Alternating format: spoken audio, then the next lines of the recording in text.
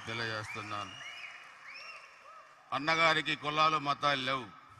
82లో party పెట్టి 83లో కేవలం 9 నెలల కాలంలోనే ఉమ్మడి ఆంధ్రప్రదేశ్లో తెలుగుదేశం పార్టీ అధికారంలోకి వచ్చిందంటే కులం వల్ల రాలేదు, వ్యక్తి వల్ల వచ్చింది.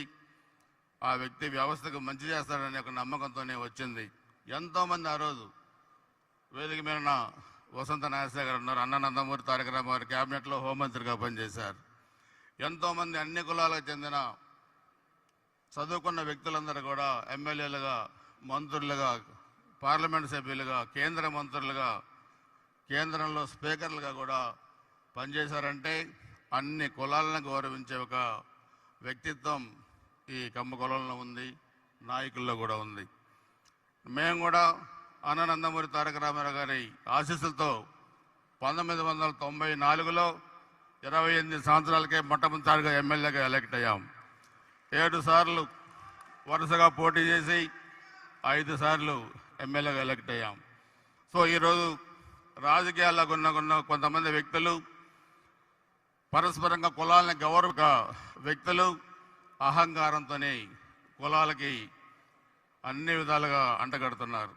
రాజధానికి కులాలు అంటగట్టారు, ఎన్నికల కమిషనర్కి కులాలు అంటగట్టారు, కరోనాకి కులాలు అంటగట్టారు.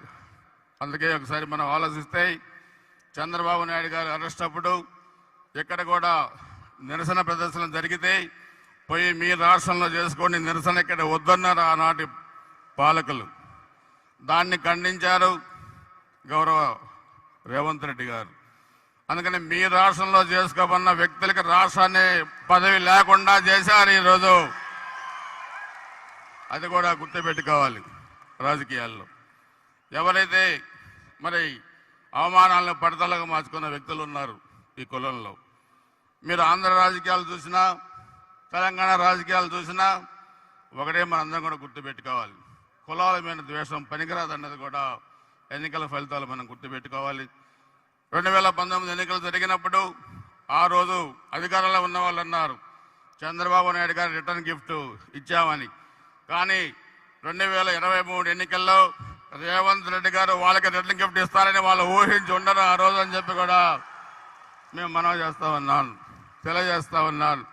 ఆంధ్ర రాజకీయాల్లో కూడా అడ్డగోలుగా వ్యవహరించిన వ్యక్తులు, ఒక పెద్ద మనిషిని 14 సంవత్సరాలు ముఖ్యమంత్రిగా పనిచేసిన వ్యక్తిని తీసుకెళ్లి రాజమండ్రి జైల్లో పెడితే కులాలు మతాలు అండగడితే 151 సీట్లు 11 సీట్లు అవుతాయని చెప్పి కూడా వాళ్ళు కూడా ఊహించున్నారు ఆంధ్ర రాజకీయాల్లో. సో అందరూ కూడా మనం గుర్తుపెట్టుకోవాల్సిన అవసరం ఉంది. రేవంత్ రెడ్డి గారు ఒక ఉదాహరణ. అవమానాలని పట్టుదలగా మార్చుకొని అవకాశాలని విజయ సోపానాలుగా మలుచుకొని ఈరోజు ఈ స్థాయికి ఎదిగారంటే మనందరం కూడా రేవంత్ రెడ్డి గారిని చూసి నేర్చుకోవాల్సిన అంశాలు చాలా ఉన్నాయన్న సంగతి కూడా తెలియజేస్తున్నాను. ఆ రోజు జైల్లో పెట్టారు, ఒకటే శపథం చేశారు.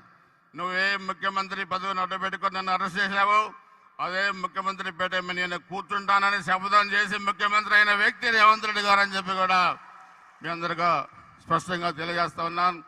అందుకే కులాలకు అతీతంగా, మతాలకు అతీతంగా మనం వ్యవస్థల్లో ముందుకు వెళ్ళాలి.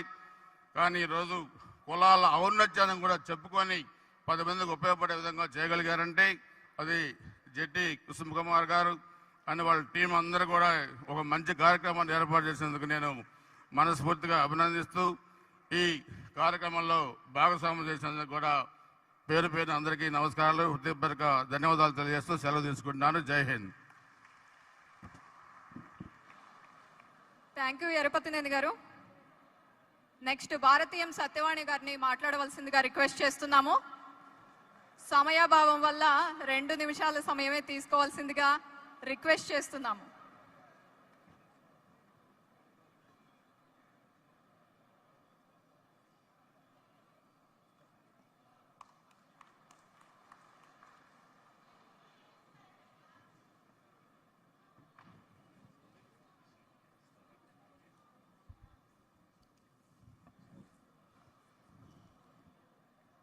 या देवी सर्वभूतेषु शक्तिरूपेण संस्थिता मातृरूपेण संस्थिता